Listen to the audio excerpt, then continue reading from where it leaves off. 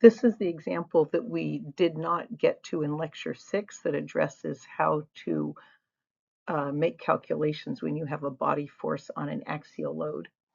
So in this example, there's a pyramidal hydrogel, so that's this pyramid shape, and it has embedded cells in it. It's attached to a surface at the top here where we see, and this whole thing's inside a bioreactor so that this contraption is centrifuged periodically, and this was providing a novel way to provide cyclical stretch to the growing cells so that as the centrifugation speeds up and slows down, the gravitational acceleration speeds up and slows down, causing this to stretch to different amounts.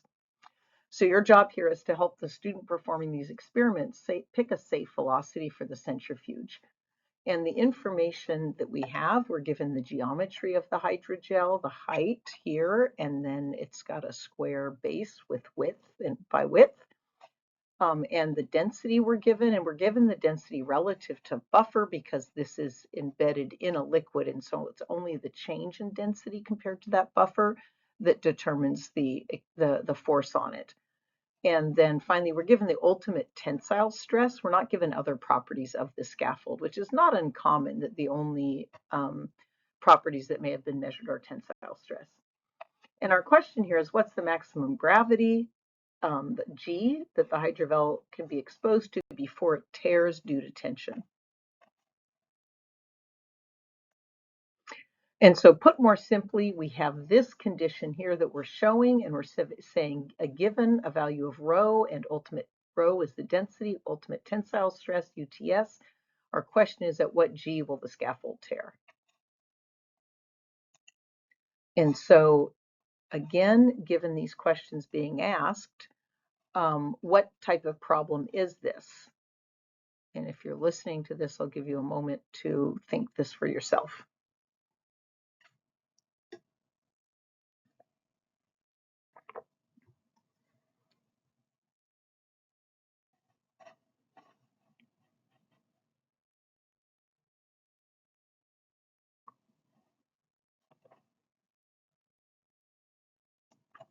So we'll go to explain the answers.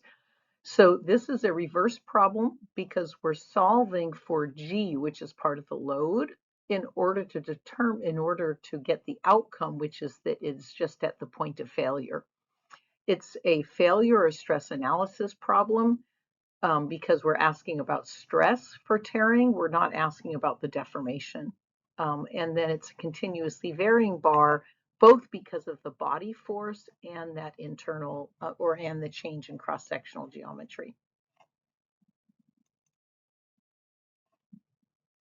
So our meta-analysis then is telling us this information, and this is how we interpret it. It's a stress analysis problem, and we learned these last week in week 2, how to deal with stress analysis.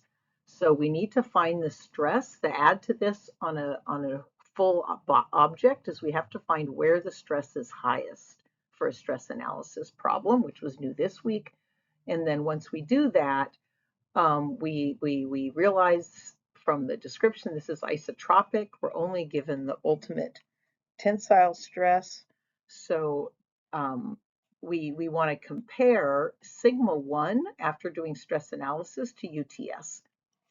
This is a reverse problem. What that told us is that we can set that ultimate tensile, or that sigma 1, which is the maximum magnitude of tensile stress, to UPTS, and then we're going to solve, we're going to find sigma 1 based on G, and so we can then invert this to calculate, to solve for G in terms of the other values in this problem. And lastly, this is continuously varying, and this means that we'll cut at X, well, here that means Y, and that our stress will be the ratio of the normal force divided by the cross-sectional area. So we know that we'll use that equation for a continuously varying. So now that we kind of have an idea of our approach, we're asking what is an efficient and appropriate first step.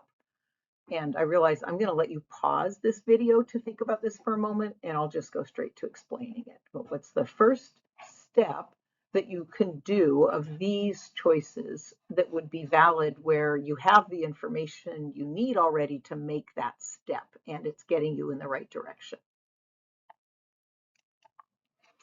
So here answers are, oops, these are, the answers here are that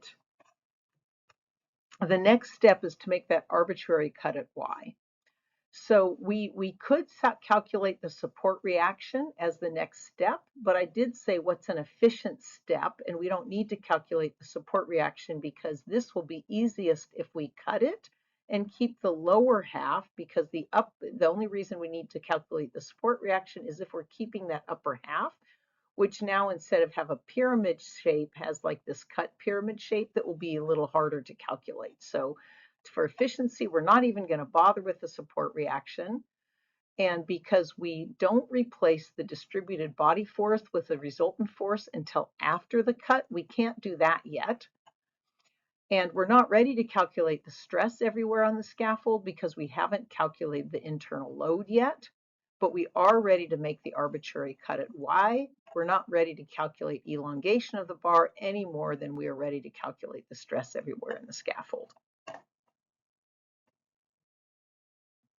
So we're going to go forward to make that cut at y. So here we make the cut at y, and we define the normal force just like we talked about in the example in class. We define it pointing out of the face of this.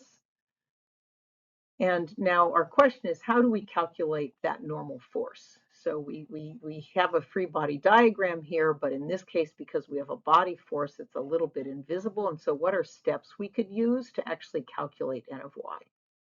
And again, pause it here if you want to think this through and look at these before you hear my answer.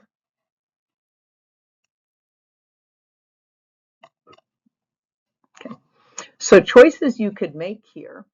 Certainly, you could see here that N of y, the only force on it here will be the resultant force from the body load, from that distributed gravitational force. And so because they're pointing in opposite directions, you will know that that normal force will equal, or the axial internal force will equal that resultant force from the body. And you have two ways you could go about in solving this. One of them is you can remember, or if you're on your homework, look up the formula for the volume of a pyramid. And if that's V, then the value for the force is going to be the volume times rho, which the volume times the density is the mass, and then the mass times gravitational acceleration. Remember, mass times acceleration is force, so the mass times acceleration g gives you that resultant force. This is generally the easiest way to do it if you have an equation for the volume. Now, if you don't have that equation for the volume, or if you're not in a position to look it up, you can always calculate it. And effectively what you're doing in this case is you're going through the steps that you may have learned in calculus to calculate volume, but you're multiplying by this rho and g, by your density and your gravitational acceleration, so that you're calculating force instead of just volume. So to do this, you need to find the distributed force at an arbitrary height, and then you're going to need to integrate that from 0 to y. And so we're going to use this little h as that arbitrary height within there, where we're going to calculate the distributed force at that point. And we'll show that in a moment. So here's our method one, where we used the force times volume. And so these are just the things I said on the last slide for people who want this in writing, and not just hearing me say it. And the volume of a pyramid, if you look it up, is the area at the top times the height times 1/3. And so the area at the top is W squared of W of Y, the width at a point Y squared. And then y is that height when we made the cut at y. And so it's w squared y divided by 3. And the other method, we said, we take a slice here at a height y, h from the bottom, and the cross-sectional area of that is w squared h, and the little height of that is dh. So the volume of this infinitesimal slice is W squared dH. The density is rho, and what you do, and then the gravity is G. And so that distributed force due to an infinitesimal slice is always the change in volume, which on a linear thing is the area times that little piece of height. So we take that and we're now going to integrate that over the height from 0 to y. And so we plug in these constant times the area at that height dH, which is the constant times W squared dH. So the resultant force, then the equation is the constants times the integral from 0 to y of W squared dH. And so either way we're going to calculate this, we need an equation for W of y or W of h. That is, if you're a specific distance from the tip here, what is the width at that point? Because in the original problem, we were only going to get given the width, capital W, at the height, capital H. So we need to have an equation for this. And this is very common that we need to write this equation. So to do this, here's our full one that we know. Here's this one. And so you can recall that the value of this needs to equal capital W when y is h. And so you can think of this, that the answer here is that the width at a height y from the tip is the capital W, the width at that h, times y divided by h. And so as you see this, as you go from here to here, y goes from 0 to h, and so y over h is a fraction that goes from 0 to 1, meaning the capital W times this fraction goes from 0 to capital W. So that y over h just gives you fraction. You've moved along here, and then you multiply that times that width. So this is something you'll use a lot. If this is hard to remember in this derivation about this concept of the fraction doesn't make sense, that what's important here is where you are compared to what you knew, you can also solve this with the method you use for to get the equation of a line, ma plus, remember that y equals mx plus b. And in that case, you're plugging in the two values you know, that little w, the width here at 0 is 0, and the width at capital H is capital W. And so if you use those information, you know the information here, 0 down here and W up here at 0 and H, I should have shown it that way, you can write those two facts and then put that, solve, that your W is going to equal a constant times y plus another constant. You solve for those constants and you'll get this equation. But usually you can remember it this way, that helps. I'm just emphasizing this, that usually if people say, how did I know that? And this is, so we've seen this here and you're now ready to use it again. So now going back to those two ways to calculate this FR from the body force for the pyramid, the method one was to use that volume of the pyramid. And now we know that volume, we had this expression, but we didn't know what the little w squared was. And now we know that it's y times w over h. We had also said it was w times y over h. It's the same thing, but this puts the constant separate from the variable. So I plug in for w, I'm plugging in y squared, which mixed with the y we already had to have y cubed, and then the w squared over h squared. Those constants get squared because of the w squared term. So now v is this. And then I just plug that v into this equation, which is to add the rho and the g to this, and we now have this value. And so these are all constants, but what we see is that the resultant force scales with the cube of the height, which makes sense because it's getting bigger in all three dimensions as you go up, and there's these constants that tell us exactly what it is.